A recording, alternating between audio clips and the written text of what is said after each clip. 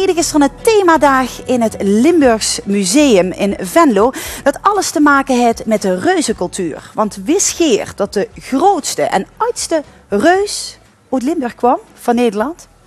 Ja, en welkom. Degene die ons alles over kan vertellen is Eddy Tielemans van het Limburgs Museum uit Venlo. Goedemiddag. Welkom.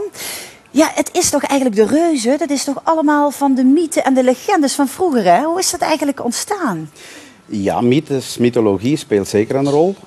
Het is zo dat van oudsher reuzen geassocieerd werden met, ja, zoals men dat noemt, universele thema's, heel algemene thema's, zoals angst en religie en macht. En misschien herinneren we ons, als we iets over mythologie weten, dat reuzen ook ja, in verband gebracht werden met grote natuurbouwwerken. Ze zouden bergen verzet hebben, ze zouden beddingen van rivieren gemaakt hebben enzovoort. Dat is één ingang voor het fenomeen reus. Nu, het is iets complexer dan dat, want er is ook een verband met de Bijbel. Als we denken aan wat we toch waarschijnlijk wel allemaal min of meer weten, het verhaal van de reus Goliath en David. Hè. David die de reus Goliath versloeg. Er zijn reuzen die Goliath heten nu en vroeger zeker. Als we bijvoorbeeld denken aan de reus van Venlo, Valuas. Misschien weet niet iedereen dat, maar heel vroeger was die bekend als Goliath. En Was dat de grootste reus? De oudste. De oudste, Okay. Venlo heeft de oudste ononderbroken traditie van reuzen in Nederland, teruggaande tot 1460. En waar stond die Valuas dan voor?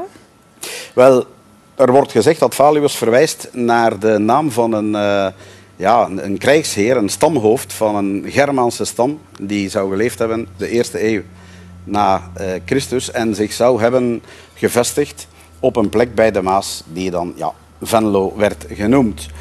Historisch is dat achteraf wel enigszins achterhaald, maar het is een mooi verhaal. En later is dan zijn vrouw, die oorspronkelijk Goliathine heette, in beeld gekomen. En zij heeft van de naam Guntrud gekregen. Oké. Ja, dus dat is het verhaal voor Venlo. Maar interessant is dat elke reus zijn verhaal heeft. Ik kan misschien heel eventjes situeren. We gaan eens even naar foto's kijken. Want ja. Welke zien we nu dan? Ja, ik heb hem niet zo direct in beeld. De reuze Gilde Roermond. Ja. Stuf. Dat is Stuf. En Stuf van Roermond is een van de oudste verwijzingen. Die gaat terug, meen ik, tot 1680. Natuurlijk, de reus zoals we hem nu zien, die is speciaal gebouwd in 1987 naar aanleiding van het feest 750 jaar Roermond.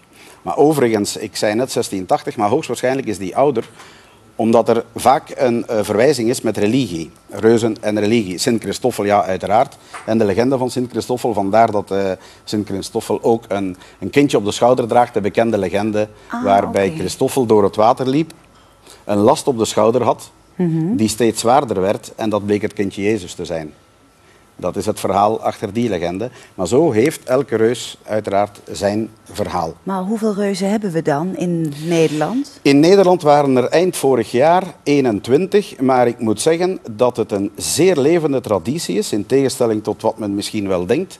Want tussen 2000 en 2011 zijn er in Nederland, met name in Noord-Brabant, 11 nieuwe bijgekomen. Maar hoe kan dat dan? Hoe kunnen er dan nieuwe bij komen? Want het is toch eigenlijk iets van de geschiedenis?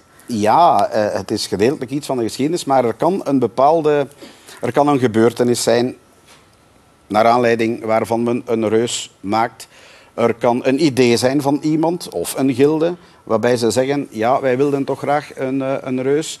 Een herdenking van het ontstaan van de stad. Ik noemde net Sint Christoffel, maar Heerlen heeft een vergelijkbaar verhaal. De reus van Heerlen is in het leven geroepen in 1996 door een kunstenaar, Hubert Boer uit Heerlen, naar aanleiding van Heerlen 2000 jaar stad. Dus er kunnen vele gelegenheden zijn waarbij men zegt, kijk, die figuur die bekend is, bijvoorbeeld wat Heerlen betreft, verwijzend naar een pottenbakker uit de 2e eeuw na Christus, van wie de naam op een vaas stond, of op een pot stond. Zo kunnen er verschillende gelegenheden zijn waarbij men zegt, we maken een reus. Ja, nou, De verschillende gelegenheden waar ik aan denk als ik een reus dan zie, dat is bijvoorbeeld met carnavalsoptochten. Wat is die link eigenlijk met carnaval en de reuzen? Ja. Historisch is er geen link, in tegenstelling tot wat velen zouden denken, want een reus is in feite, dat is het makkelijkst om het uit te leggen, een reus is in feite een serieuze figuur. Die verwijst dus naar een historische figuur, doorgaans, of een plaatselijke figuur kan ook, maar die gaat in de tijd mee. Op zich, die reus verandert niet. Ja, ik bedoel, er kan wel eens een nieuwe reus gemaakt worden, maar op zich gaat die vrij ver terug. Voor de meeste reuzen althans. In het geval van carnaval moeten we het eerder humoristisch opvatten, waarbij uiteraard reuzenfiguren verschijnen, of reusachtige figuren verschijnen, maar meestal houden die verband met een plaatselijke figuur die bespot wordt of die wat uitgespookt heeft, en daar maakt men dan een wagen rond met een reus. Wat niet wegneemt dat het kan gebeuren dat de historische reus mee optrekt met carnaval. Dat kan, maar in principe heeft het met de carnavalstraditie niets van doen. Niks te maken. Aanstaande vrijdag, themadag dan bij het Limburgs Museum in Venlo. Themadag op grote voet. Wat kunnen we daar allemaal verwachten? Ja, daar zal gepraat worden over de geschiedenis van de reuzen, maar dan vrij uitvoerig. En ook een heel mooi initiatief dat er is in Belgisch Limburg, heeft men het plan opgevat om alle bekende reuzen, dat zijn er 66 in Limburg, in Belgisch Limburg, om die in kaart te brengen en daar een publicatie aan te wijten. En omdat er zeer goede contacten zijn tussen Belgisch Limburg en Nederlands Limburg wat dat betreft, uiteraard ook op andere terreinen van de volkscultuur, maar zeker wat de reuzen betreft, had men gevraagd om ook een bijdrage te schrijven voor de Nederlands-Limburgse reuzen. En dat zijn er, zoals ik meen gezegd heb, dat zijn er 6. Als ik het heel even mag situeren, dus in Nederland zijn er 21, althans tot eind vorig jaar. Misschien is er intussen eentje bijgekomen. Maar in Vlaanderen zijn er tussen de 15 en 1700. Spanje 2000, met name in Catalonië. Dus u mag spreken van een behoorlijke traditie uiteraard. Ja, het leeft inderdaad echt nog. Absoluut. Iedereen kan erbij zijn aanstaande vrijdag? Op voorwaarde dat men zich inschrijft natuurlijk, want dat is een hele dag met een lunch daarbij. Dus dan zou men heel snel moeten zijn. Nou, prima. Dank u wel dat u hier was. En wilt u er meer informatie over, kent u altijd terecht op www.tvl.nl.